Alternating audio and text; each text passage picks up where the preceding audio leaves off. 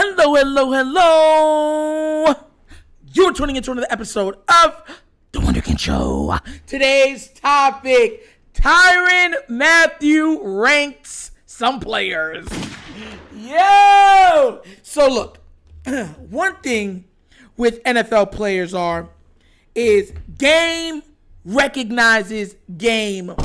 Real recognizes real. And players, good players, recognize great players. And what I mean by that is Tyrann Mathieu, there's something that came out, and of course, you know, he was ranking the most elusive people ever to be in the NFL.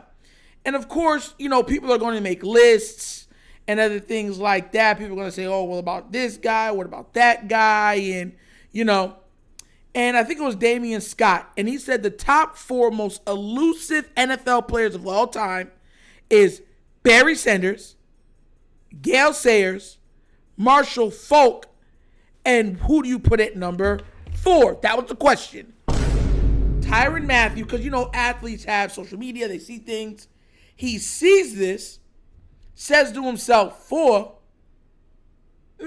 top 4, at least number 1 on that list, maybe Lamar Jackson. Lamar Jackson. And the tweet's been viewed 509,000 times. That's number 1. Number 2, you know it's going to get a lot of hits, so it's already over 80 comments. But after he said that, a lot of people were saying they don't agree with that. And I was laughing in my chair because when you look at it, you actually have to kind of agree. And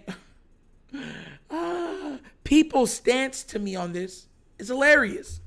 Let me tell you why it's funny to me. Forget that this platform supports and likes Lamar Jackson, okay? Just take that out of it real quick. We watched him rush for over 1,200 yards. And there were plenty of yards left on the field. We've watched spin moves. We've watched ankle breakers. We've watched dudes slip all the way out of the frame of the photo. The dude is literally, and figuratively Barry Sanders playing quarterback. Imagine a quarterback with the elusivity of a Barry Sanders, the speed of a Barry Sanders, and the start, stop, and go of Barry Sanders. And that is literally Lamar Jackson. So, you know, me, I agreed. I'm saying, hey, yo, Lamar got to be top 4. But, you know, people were arguing, saying he doesn't belong on this list. There's even some people that flipped it on its head and said, look, all we're looking at are running backs, which is hilarious to me. You know what I mean? Like, seriously, you guys are still hanging as tightly as you can to that tired trope about him. But I digress, because, you know, people are going to take pot shots. But I was even thinking why he is so elusive. And I wanted to put it into perspective for a lot of people that are watching. People don't seem to understand that a running back and a quarterback, night and day. Night and day. Here's why. Because even if the running back is going to get smashed in that hole, they can't give up in the play. They cannot give up on that play. They have to fight for every yard they can. So what the defense can do is pick holes, right? Oh, they're coming out of the A gap. They're coming straight through with the fullback leading the way. You know what I mean? Okay, hit him as soon as he come there, smash him. Like, you have the running back has to fully commit most of the time, and you know where he's going to be. With a QB with the running ability of a Lamar Jackson, it's an entirely different animal. This is why I put him top 4 when it comes to elusivity. With a quarterback, you have to play off, right? So once he goes hike and he grabs that ball. With Lamar, he'll put it in the gut of a running back sometimes and let him guide, run pass option, and he's looking. Someone bites. Then he might pull it back out, and then he might have to throw. So what happens is that you just can't come downhill at a Lamar Jackson, which makes him even harder to guard. So what ends up happening is if he goes like this and then starts taking off running, you're in the backup like, oh, he's on a pass. I got to cover my zone, or I have to stick my man to, oh, crap, he's running. And check out this. Then you have to be on your P's and Q's, because if you run and leave that man that you're playing one-on-one with, he can just loft it over your head, and now you can't touch him. And then it's a 50-yard, 40-yard, 30-yard gain because that player is no longer being covered. Everybody's man-to-man, and the only thing that you hope happens is that one of the safeties see him running free and tackle him before he hits his head on the goalpost. Those tidbits add into what Lamar Jackson is. Imagine Deion Sanders, right? I want to give you a clear understanding. Imagine a Deion Sanders that is allowed to mug your receiver all the way, up and down the field. He's able to take full control, take advantage of all the rules because they are shaping rules towards him also to allow him to defend that guy. And that's pretty much what you have with quarterbacks today and with a Lamar Jackson. Lamar Jackson, even if the rules are still hard hitting, you would have one of the hardest times hitting him. You understand where I'm coming from because of what I just explained. But also what adds to it is because of the switching of the rules. So now, as a defender, what do? Everybody said, just hit him. That's easier said than done. Tyrann Mathieu, at his peak, because remember, I believe he won a championship with the Chiefs, went to Super Bowl and stuff with them. He was one of the best safeties in the game for years.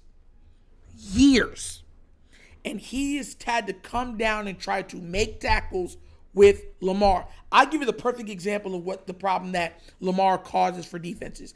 Do y'all remember the play when they were playing the Chiefs? And Lamar looks like he gets gobbled up, and he looks like he's going to run.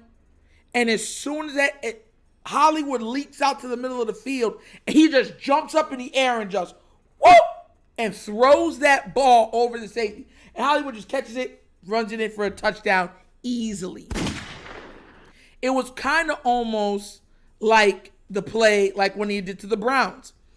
And what I mean by that is you have to play Lamar differently than you would the average or regular running back, right? Because we already know he's not that. He just has the ability, speed, agility, and strength of a skilled position player.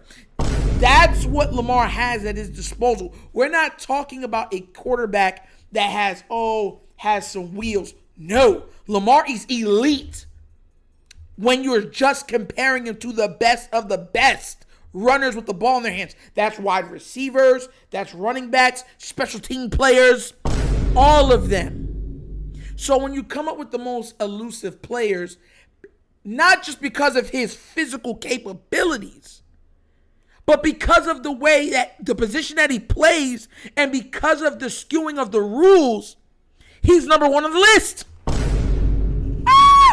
And the worst part about it is players that play the game, study the game, eat, sleep, drink the game, recognize how special he is.